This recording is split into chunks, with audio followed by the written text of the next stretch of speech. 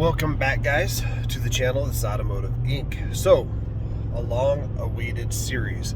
If you haven't already, look down there in the corner and hit the subscribe button.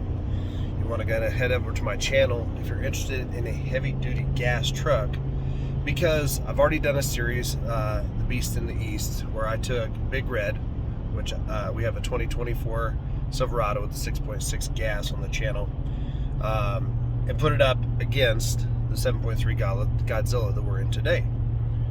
And that was a 107-108 mile loop we did out in the rolling hills of the plain. So I like that one a lot because it really put into context just constant up and down and how that truck is going to work and stuff like that. But the naysayers, or the diesel, fans, came in and said, well, you gotta do a real test up the mountains. Well, I do live in Colorado, so what's the biggest name in the business? The I.K.E, right? I drive that daily in a semi, in an F-450 with a V10. So I've been around. It is tough. It is hard. But I think a lot of times when people take these heavy-duty trucks up those passes, they put up an unrealistic expectation, like they should just be able to do like 0 to 60 and hammer it. And I'm here more so to prove that the normal, everyday tow guy, gal, user of these trucks doesn't necessarily need a diesel, all right? There was a gentleman the other day, I just saw it on the feed. He had bought himself, or special ordered, a 23 Ford HO. So this is the biggest, most powerful stock diesel ever made, okay?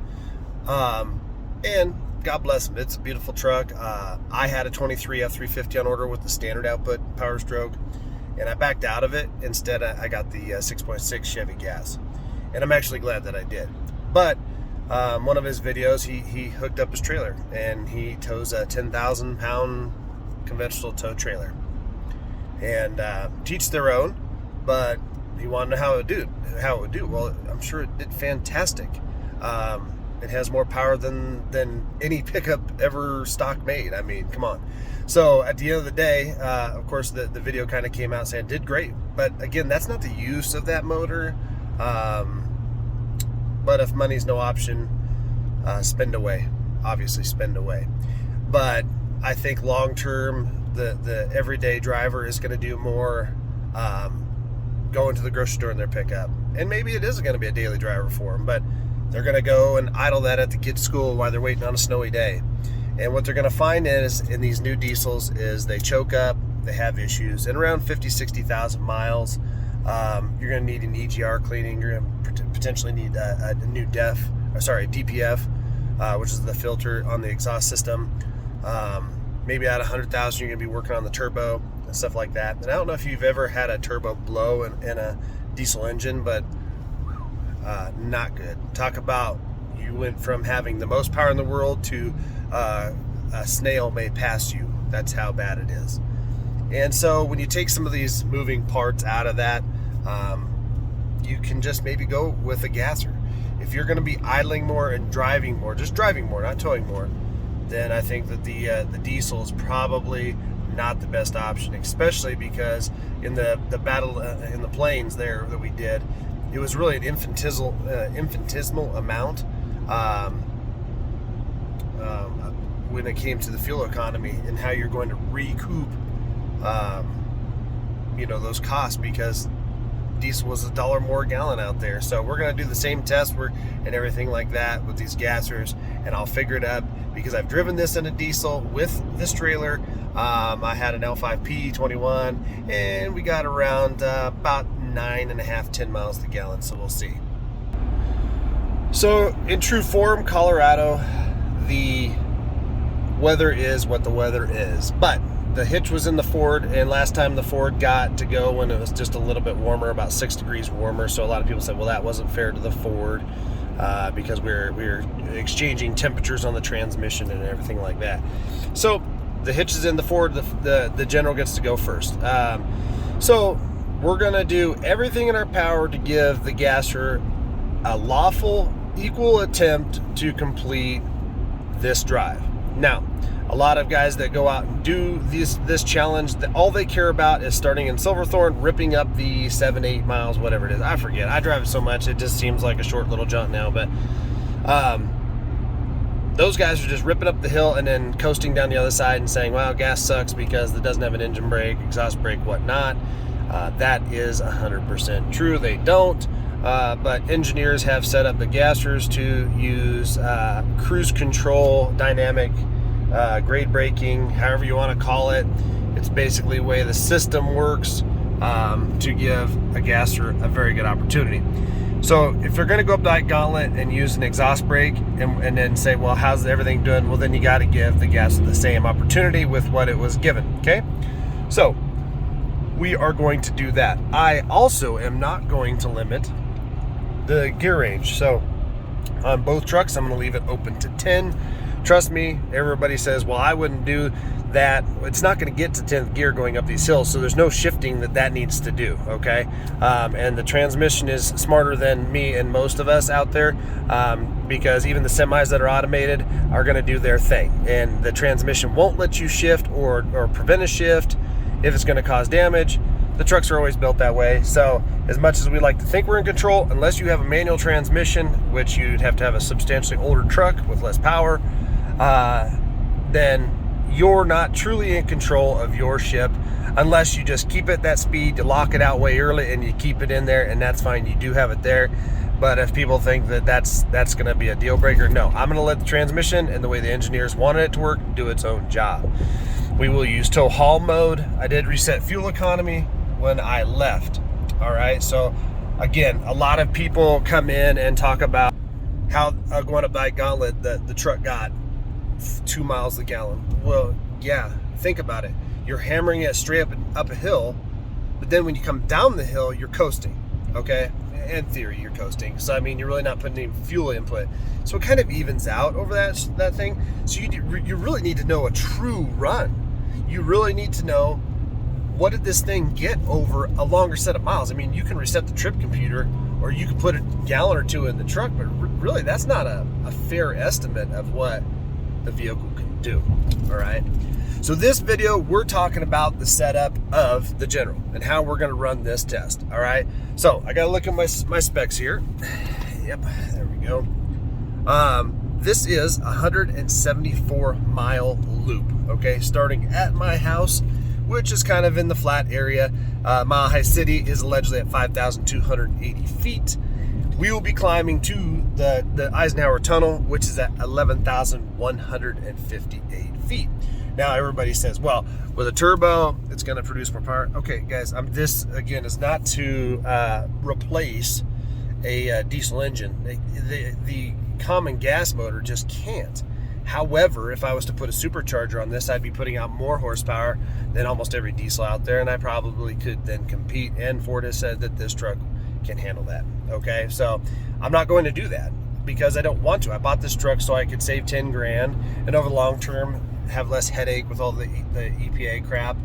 And I didn't want to mess with DEF, and I didn't want to mess with 15-quart oil changes and stuff like that. So again, if you came to the channel and you're like, this guy's trying to tell me a gasser is better than diesel, I've covered that in tons of videos. We'll just cover it again just real quick like we did. So we are going on this 174 mile loop. I am going to maintain the speed limit, not exceeding it.